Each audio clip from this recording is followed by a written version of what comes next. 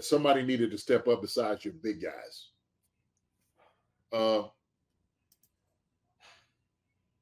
The beast, Pennel, showed out, man, with those big arms. That Joker played a hell of a game. And we needed guys to just step up in the absence of Menahu, Nandi. We needed guys to come in and play at a high level, and they did that. And so Wharton and Pennel, Dannon, all these guys, King Felix, all these guys came in and they played their part and they played their position really, really well, above what I expected them to. They needed to do it, and they delivered. They did not disappoint at all. Did not disappoint at all. So, shout out to them, man. Seriously, they did a hell of a job. When we needed them to step up, they did. I'm going to talk about Big Dog real quick. Chris Jones. We're not where we are. We don't have 3 Super Bowls without Chris Jones. Let me be clear. Even with Pat on the other side, Pat might have won maybe one because the offense was so dominant. He ain't winning 2 or 3 without Chris Jones. And that you got to think about the course of the year, all the things he's been able to do. Chris Jones is an absolute dominant force. I don't see us moving on. I can't see us moving on, getting something done with Chris Jones. He has to be a priority for us this year. A whole lot of people say move on from me at the very beginning of the year. If we had done that, we would have easily been home, easily, watching from the couch, hating on somebody else's team. We've been hating on somebody else from that matter. Chris Jones is making plays, getting back there. And sometimes people say, man, look, you got to be honest. There's times that he takes breaks. You know, he needs a breather. You can see that. But when Chris Jones when he goes, he goes. There ain't nobody better. There is no one in the NFL better than him and Aaron Donald on those things. But Chris Jones, and I do believe your brother said us last night, I do believe the durability, he's been taking care of his body. He can still play at a high level for another 3 years. Easy. Yep. Easy. Come in and make plays. So, Big Dog comes in, eats. He's getting all the guys on the sideline ready. Without that voice, nobody else is getting up there. Nobody else getting the rest of the defense together like that to talk to him, to fuss at him. Nobody else is doing it. That's why Andy Reid came over and hugged him and jumped on top of him like a little teddy bear. It's a good moment. Yeah, it's like I hold up my daughters where they bouncing them up. That's how you did with Andy Reid. That was good. That was a good moment. That was a good picture. Wow. Them guys hugged each other, man, just enjoying it because they understood how much it meant. Even through all the fight through the year and whatnot, they deserved that. They deserved it. They deserved it. So I'm gonna give my D line. I'm gonna give them guys. Kalafka's coming in making pressures. But I forgot about talking about him.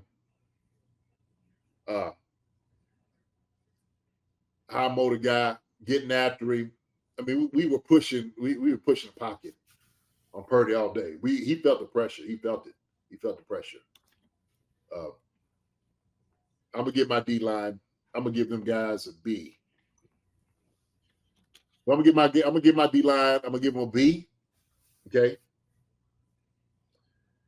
Mike, man, I'm going to give the linebackers a B plus, brother. All right. If I give him a B, I'm going to give him a B plus. Okay. That's what I'll do. All right, I'm good with it. Yeah, Adam Schefter said it earlier on the Pat McAfee show. The Chiefs are going to run it back with a lot of this team intact. I don't think Chris Jones is going to want to leave unless there's some huge offers out there. So, and that goes along with the report we saw from this weekend that Veach is trying to work his magic to keep Snead and Chris Jones in KC. Yeah, man. Go, hey, hold him to the bargain. Hold him on bargain. Hold him to bargain. Snead and McDuffie, Reed and Edwards had their hands full last night, but they were sticky in coverage. They ain't giving me anything extra. I think the only time they got something extra was when Jenny scored that touchdown. They didn't make the tackle. That's about it. Other than that, they was it, man. I'm talking about they was all these jokers like the number on their jersey. How close they were. And they've been like that all season. This is the best secondary in football, ladies and gentlemen. The best secondary in football. As a collective. There's nobody better.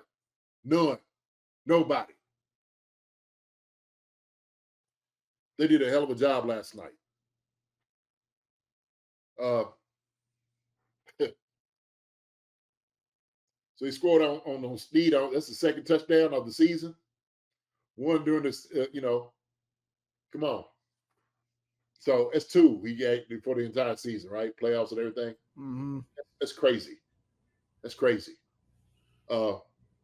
These guys, man, played a great game. Came up, made some tackles. We know Ayuk and those guys going to catch some balls. Jenny's going to catch some footballs. Did a good job, man. I'm gonna give these guys. I'm gonna give them a B plus. That's where I'm at with it. I'm gonna give them a B plus. Okay. There's some things obviously they probably could have gotten better at, but B plus. That's what they got from me. All right. They did a hell of a job. I know McDuffie got the holding call. For the life of me, I was just talking to one of my brothers that was here. One of my boys I play ball with. He played with Arizona Cardinals. He's a defensive coordinator. We were talking while we was watching this game. And the holding call that McDuffie got, I'm just like, man, why he should be playing him heavy inside? Why would we even go for the outside move? Play the sideline.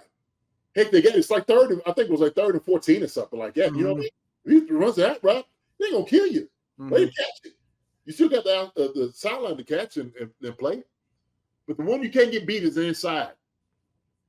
So, especially if you don't have any help. If it's man, you don't have any help or whatever, So, yeah, I thought that was a bad. I thought it was personally a bad call. I mean, the officials pretty much stayed out of the entire game. I was like, eh.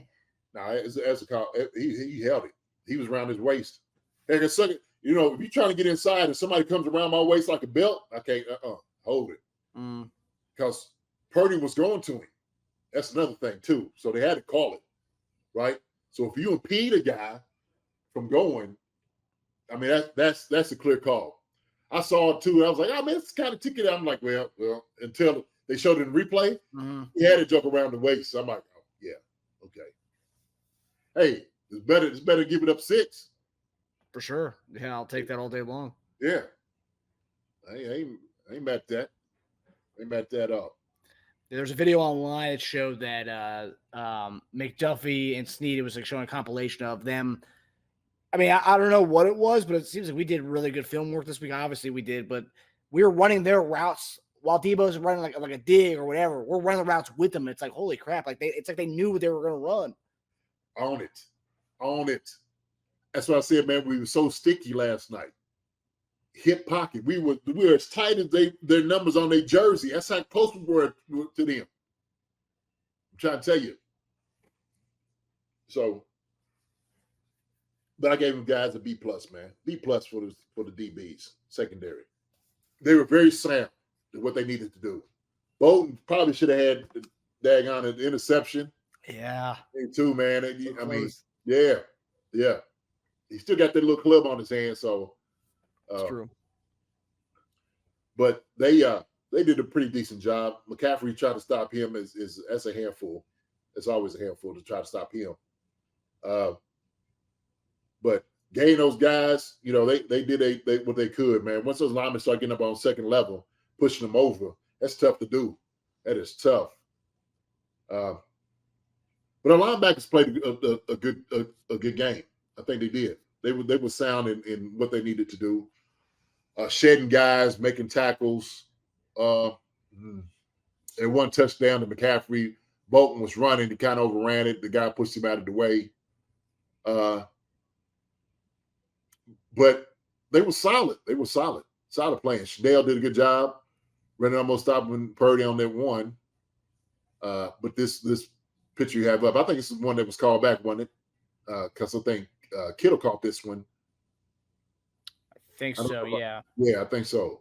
But these guys, man, solid job. So I'm gonna give my linebackers, man. I'm gonna give them also a B plus. I'm gonna give them a B plus. Okay, it went. It was all right.